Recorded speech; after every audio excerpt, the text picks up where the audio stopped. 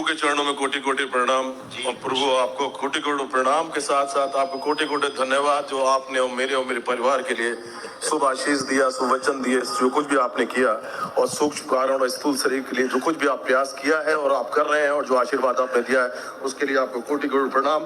आपके द्वारा की जा रही अनन्य सेवा, अनन्य भक्ति के भक्तों के लिए, वो उसके लिए भी मैं आपको कोटि कोटि प्रणाम करता हूँ। आपके अंदर विद्वान परम तत्व को प्रणाम करता हूँ। आपको कोटि कोटि प्रणाम। मुझे आप खुश रहिए, अलाउ करें तो मैं निर्भीक तरीके से कुछ बोल पाऊं। हाँ बोलिए, बता सकते हैं। प्रभु कुछ जीवन चक्र में बहुत सी ऐसी चीजें होती हैं जो मैं कह नहीं सकता, आपको ज्ञात होगा।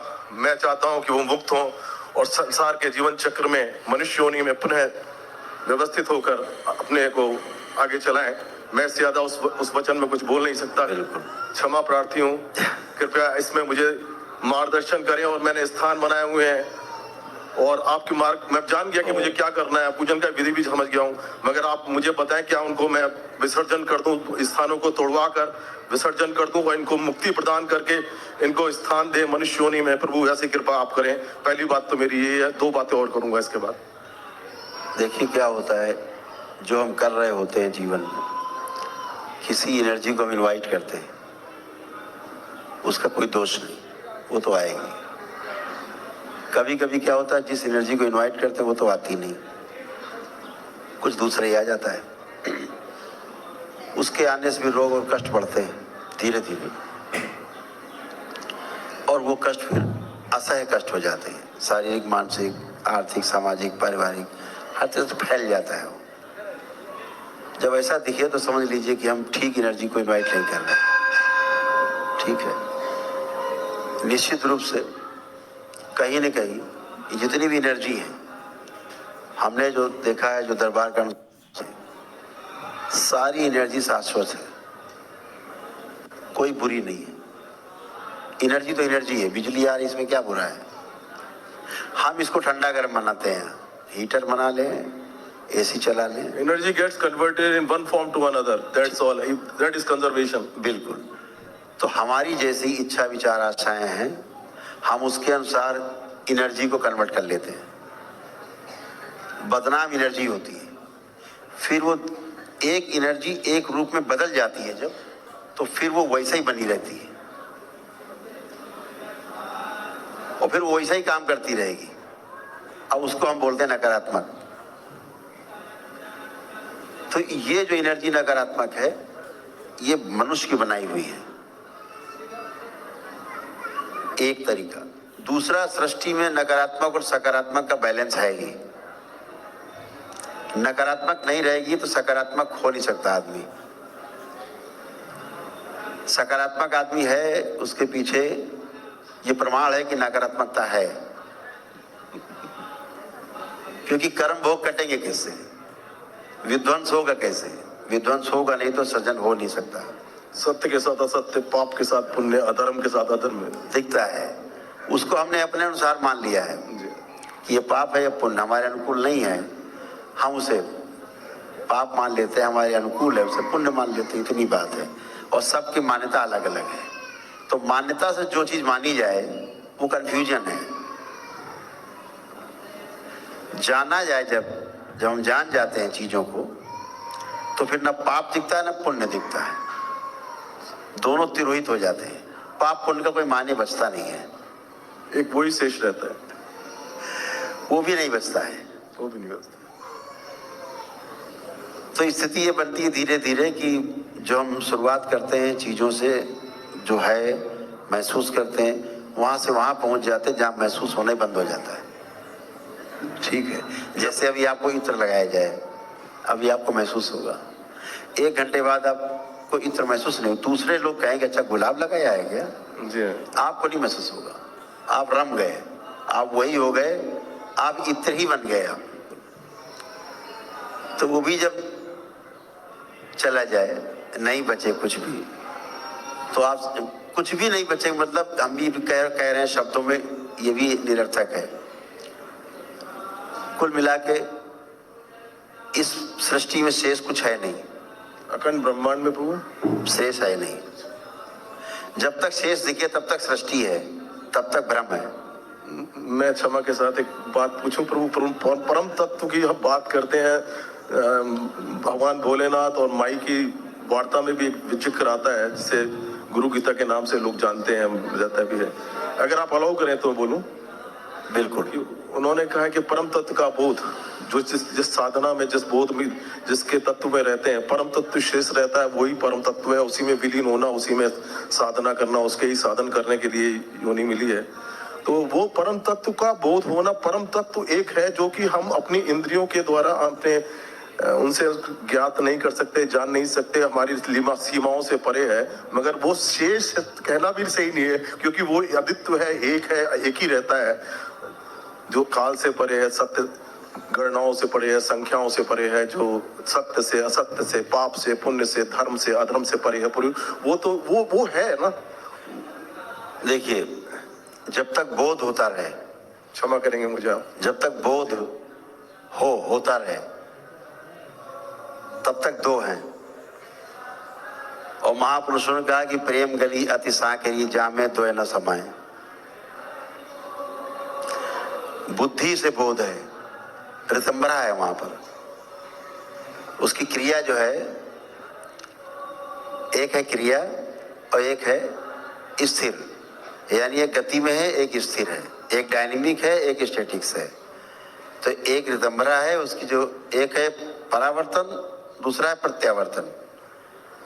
तो एक है बुद्धि से बोध, बुद्धि में बोध होना, और ऋतंबरा का होना। ये दो चीजें, एक क्रिया है, दूसरी गति है, स्थिरता है। जहां अनुभव आता है वो आत्मा का विषय है, ये उससे ऊपर की बात है। तो सूचना के रूप में जहां तक बोध है वहां तक सूचनाओं का आदान प्रदान होगा। अनुभव का आदान प्रदान आत्मा के स्तर पर अंदर अंदर होता है, उसमें बोलना नहीं पड़ता है। जैसे जब अपने सामने कोई व्यक्ति आता है, उसके अंदर कोई स्मृतियां हैं, तो अंदर ही अंदर बात हो जाती है उससे, उसको बोलना नहीं पड़ता, हम लोग पकड़ लेते। तो वो आत्मा के स्तर की बात है, वो अनुभव की बात है। जब तक बोध है तब तक दो हैं, जिसको बोध हुआ वो और जो बोध हुआ वो, ऐसे दो चीजें। तो जब तक ये दो हैं तब तक मुक्ति नहीं। किससे मुक्ति नहीं? इच्छा विचार आशाओं से मुक्ति नहीं, जन्म मृत्यु के चक्र से मुक्ति नहीं है। इनलाइटेंड अभी हुए नहीं। इनलाइटेंड कब हुए? जब इच्छा विचार आशाएं शांत हो गई। वो आत्मा के स्तर पे होता है, उसे समाधि बोला गया। समय आदि, समय के पार, समय के पार, जहां समय नहीं है, टाइम नहीं है, टाइमलेस जोन है।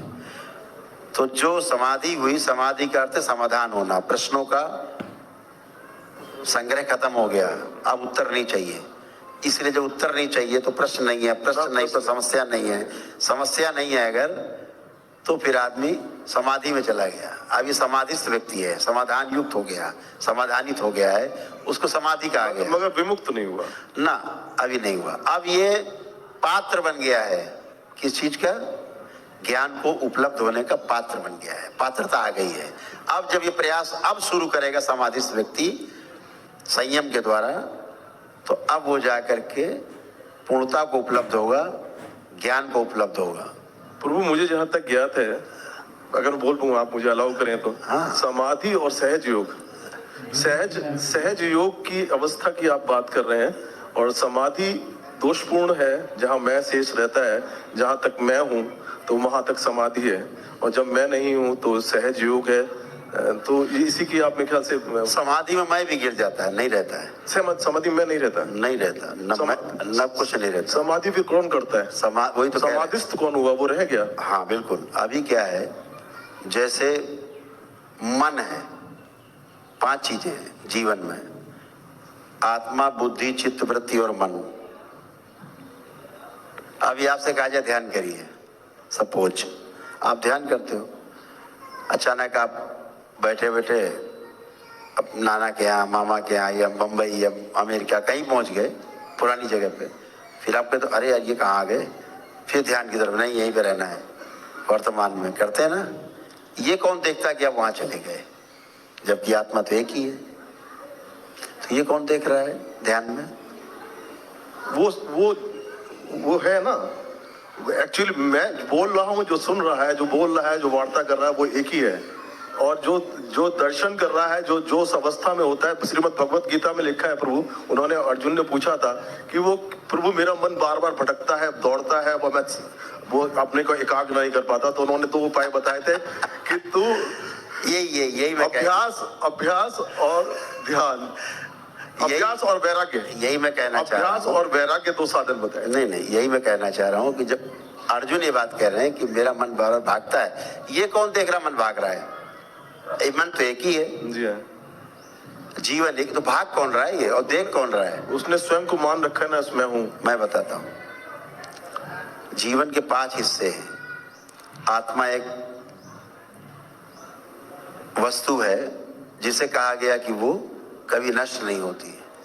इस पे कभी आगे चर्चा करेंगे 2024 के बाद, जो 25 आएगा, कि आत्मा नष्ट होती कि नहीं होती है। अभी कहेंगे तो अतिशयोक्त होगा। अभी इतनी बात करते हैं केवल कि मान लेते हैं अभी ग्रंथों के अनुसार कि आत्मा नष्ट नहीं होती, अजर अमर है। एक लाइन में कह दें कि अजर अमर नहीं है। इस पे 2025 में चर्चा होगी कि अजर अमर है कि नहीं। ये विषय भी विवादित विषय है। बुद्ध को इसीलिए लठिया, यहाँ के ब्राह्मणों ने लठिया के भगाया, क्योंकि उन्होंने कहा कि नहीं, आत्मा जैसी कोई वस्तु नहीं है। प्रभु मैं अपनी बात पूरी करूं। जी। इस पर चर्चा 2025 के बाद होगी। जो दरबार का लक्ष्य है, जिसके लिए दरबार का जन्म हुआ, वो बातें 2025 में होंगी। अभी तो ये सब चल रहा है, मानवता करा रही है, तो ठीक है, ऐसा बन जाए इस देश में 10-20 हजार, 25 हजार, लाख, 2 लाख लोग ऐसे बन जाए मेरी तरह से, जो लोगों का कल्याण कर सके। ये हो जाए, है ना, जगह जगह फैल जाए, तो सारी नाटक नौटंकी करने वाले लोग, जादू टोना टोटका वाले लोग गायब हो जाएं, और आदमी स्वस्थ हो सके, बच्चे स्वयं अपने को परिवार में स्वस्थ कर सके सब। ठीक है, तो ये चर्चा बाद में होगी, आत्मा अजर अमर है कि नहीं है। अभी मान लेते हैं कि है। ठीक, तो आत्मा, बुद्धि, चित्त, वृत्ति और मन, 5 मिलके इसको जीवन कहा गया। तो जब आप ध्यान करते हैं तो मन को आपका मन भागता है। कहाँ भागता है? इधर उधर भागता नहीं भागता है। तो इस पे दृष्टि कौन रखता है? इस पे दृष्टि रखने वाले का नाम है वृत्ति। क्या नाम है? वृत्ति, जिसको बोलते हैं बाद में पुनरावृत्ति। तो वृत्ति की दृष्टि उस पर रहती है, मन के ऊपर। मन भागता है तो वृत्ति देखती है किधर गया, इधर। क्यों? उसके अंदर विश्लेषण और तुलन की शक्ति है, तुलनात्मक, सापेक्ष, तुलनात्मक अध्ययन करने की शक्ति है वृत्ति में। सापेक्ष है, तुलनात्मक अध्ययन करने की शक्ति उसके अंदर है। अगर वो प्रिय हित लाभ के अनुसार दृष्टि है उसकी, तो भोग की दृष्टि है। अगर न्याय, धर्म और सत्य की दृष्टि है तुलन की, तो वो योग की दृष्टि है। 10 क्रियाओं में जीना कहा गया उसे। तो अभी हम 4.5 क्रियाओं में जीते हैं, संवेदनाओं के आधार पे, शरीर मान के अपने को जीते हैं। जिस दिन जीवन को और शरीर को दोनों को समझ के जीने लगेंगे, 10 क्रियाएं हैं जो जीना है। तो वृत्ति का नियंत्रण मन के ऊपर है। देख लेता अमेरिका क्या, वहां कहाँ गया, लौट के आओ, तो फिर ध्यान करने लगते हैं, फिर आ जाते हैं, फिर कहीं पहुंच गए, ध्यान करते करते फिर वृत्ति देखती कहाँ चले गए, फिर लौट के आ जाते हैं। वृत्ति के ऊपर नियंत्रण किसका है? तो चित्त का है, चित्त का नियंत्रण है। ठीक, चित्त के ऊपर नियंत्रण बुद्धि का है, बुद्धि के ऊपर नियंत्रण आत्मा का है। आत्मा का। ऐसे सृष्टि में साइकिल बना हुआ है। तो बहुत चर्चा करना चाहते हैं, आगे करेंगे। श्रीमद् भगवत गीता के दूसरे अध्याय में भी जो आत्मा का वर्णन लिखा है, वो सब परमात्मा का है। उसमें अटल भी कहा है, और अजन्मा है, उसको भी अजन्मा कहा है आत्मा को। खैर प्रभु, मैं आपको गीता में भगवान श्री कृष्ण ने एक बात बहुत स्पष्ट कर दी है। वो साफ साफ कह रहे हैं, मैं शरीर नहीं, मैं आत्मा हूँ। क्षेत्रज्ञ और ज्ञान, 3 शब्द कहे हैं 13वें अध्याय। मैं शरीर नहीं, मैं आत्मा हूँ। सीधी बात, एक लाइन की बात है। जी। और उसके बाद भी हम उनकी भगवान पकड़ के टांग पकड़ लेते हैं उनकी, श्री कृष्ण की। वो कह रहे हैं मैं शरीर नहीं, मैं आत्मा हूँ। बस ये कॉन्सेप्ट है। इसी में सवार हो जाइए और पार हो जाइए। बिल्कुल सही कहा प्रभु आपने। और दुर्भाग्य ये बाकी इसी का विस्तार है गीता। दुर्भाग्य ये है कि बड़े बड़े जो कई देशों में अपने अपने संस्थान चला रहे हैं, अगर उनकी श्रीमद् भगवत गीता की व्याख्या को सुनेंगे तो वो साकार रूप में पूजन के लिए कहते हैं 18वें अध्याय में, मन मना मत भक्तो मगाजी मामो नमस्कुरु मामे वैश्यम सत्यम ते प्रति जाने परियोसी में वो कहते हैं साकार रूप में बंसीधारी मुरलीधारी की शरण में आ जा, मैं तुझे उससे मुक्त कर दूंगा। तो वही साकार की वर्णन किया उन्होंने, निराकार तत्व का वर्णन भी नहीं किया है। आपको कोटि कोटि प्रणाम प्रभु, आपने मेरी भगवान श्री कृष्ण से अंतिम में अर्जुन पूछते हैं कि हे प्रभु, मैं कैसे ज्ञान को उपलब्ध होऊंगा, मैं कैसे सब समझूंगा चीजों। तो भगवान श्री कृष्ण ने कहा कि हे अर्जुन, जितना तूने आज तक सुना है, जितना अध्ययन किया है, गुरु मुख से सुना है, सब समझा जाना है, सब भूल जा। वर्तमान में रहे, सब भूल जा और छोटा बच्चा बन जा, जहां से जानना शुरू किया था, और मेरी शरण में आ, ज्ञान को उपलब्ध हो जाएगा। मैं प्रभु आपका एक वीडियो देख के जिसमें सबसे ज्यादा प्रभावित हुआ था, जिसमें आपने कहा वर्तमान में ही रहे और वर्तमान में ही करने का साधन आपने दिया था। उसे मैं चमत्कार को, मैं चमत्कार, यही चमत्कार है, क्योंकि कोई किसी को स्थिर भी कर सकता है, यही स्थिर होना होता है, यही तुरी अवस्था होती है, कोई किसी को स्थिर कर सकता है। मैं इसलिए आपको कोटि कोटि प्रणाम करता हूँ। अब जैसे ये दरबार है, जी है, जैसे अभी आपका अपने भूतकाल दरबार ने पीछे का भूतकाल आपका विजुअलाइजेशन बंद कर रखा है। जैसे आप भूतकाल के बारे में देखें, कुछ विजुअलाइज करें, आपको नहीं दिखेगा। आप करके देखिए, नहीं प्रभु, नहीं दिखेगा। मैं देखना भी नहीं चाहता। अभी जैसे मैं आपका भविष्य दरबार बंद कर दे, है ना, जैसे भविष्य का द्वार बंद किया जाए, सभी का पीछे तक, सभी लोगों का बैलेंस। आंख खोलिए, अब आंख बंद कर देखिए, भविष्य के बारे में देखिए, कुछ दिखता है?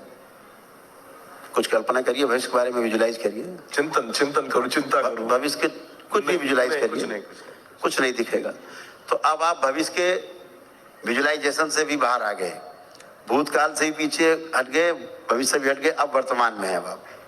अब जब आंख बंद करके आप ध्यान करेंगे, आप करिए, कोई भी एक जगह, एक बिंदु पे आ जाइए, एक ही किसी निराकार का साधन, किसी में आ जाए, आप देखिए वहां स्थिर हो जाएंगे। अब ना भविष्य में उड़ेंगे और ना भूतकाल में जाएंगे। करिए करिए, 1 मिनट करिए।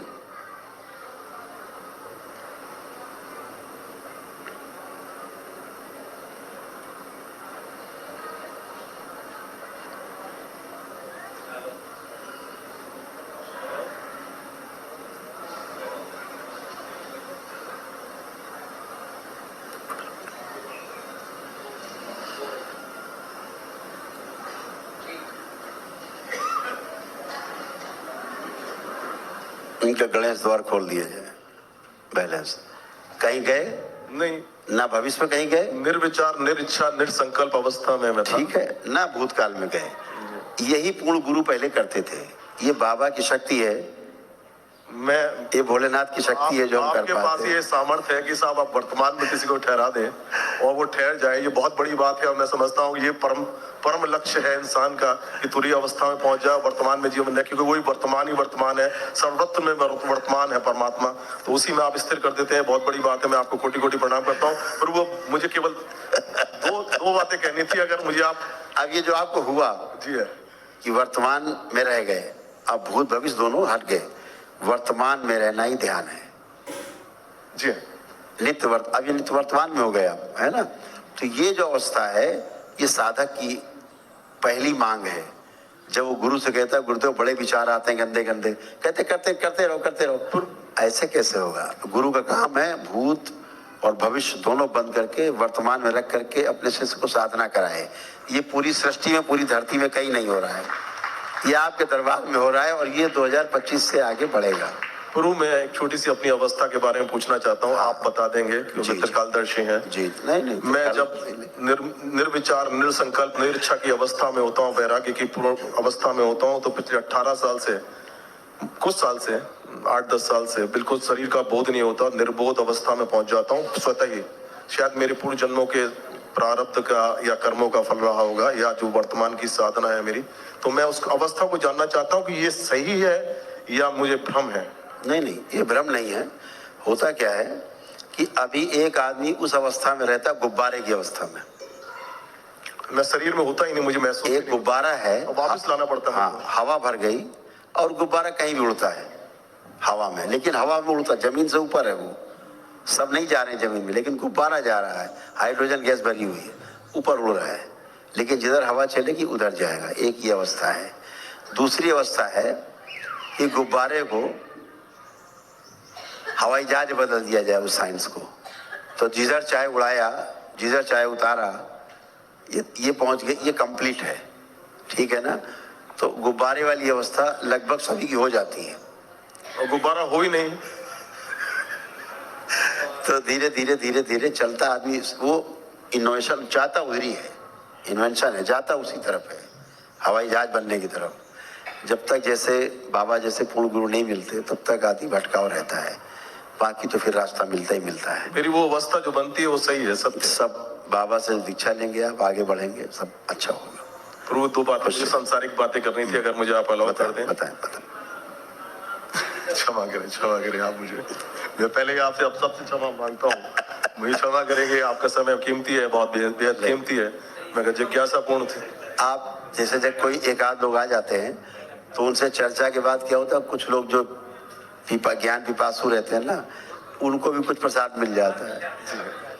प्रभु मैंने आपसे कहा कि जो मैं जो कह नहीं सकता, जो वर्णन नहीं कर सकता, कृपया उसको आप चिंतन करके सोच के मुझे बताएं, और मुक्ति के साधन उनको कर दें। सृष्टि चक्र में, जन्म मृत्यु के चक्र में मनुष्य योनि में चले जाएं, और क्या मैं उन स्थानों को विसर्जित कर दूं, क्या करूं? हाँ। मेरे लिए मार्गदर्शन कर दें इसके लिए। बिल्कुल करना चाहिए विसर्जन, उनको धन्यवाद करते हुए विसर्जन करना तो चाहिए। जब हाई स्कूल में बच्चा पहुंच जाता है तो प्राइमरी स्कूल छोड़ना पड़ता है ना, जूनियर हाई स्कूल छोड़ना पड़ता है।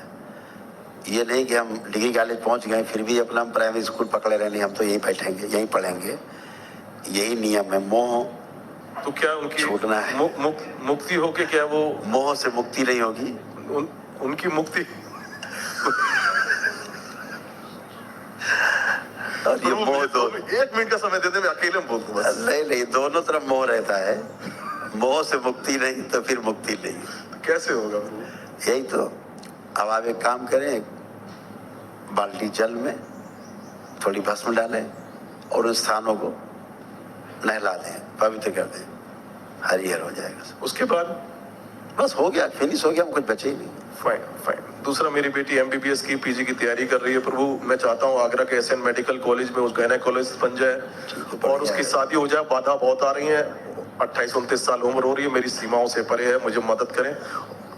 अब सब खुल गए हैं रास्ते, अब केवल बाबा माँ से प्रार्थना करनी है। प्रार्थना मैंने कर लिया, बस ऐसे रास्ते खुले। आपका आशीर्वाद, आपका स्नेह, आपका बिल्कुल सदैव सदैव साथ है बाबा माँ का आशीर्वाद। खुश रहिए, प्रसन्न रहिए, स्वस्थ रहिए, प्रणाम गुरुदेव। खुश रहिए, प्रसन्न रहिए।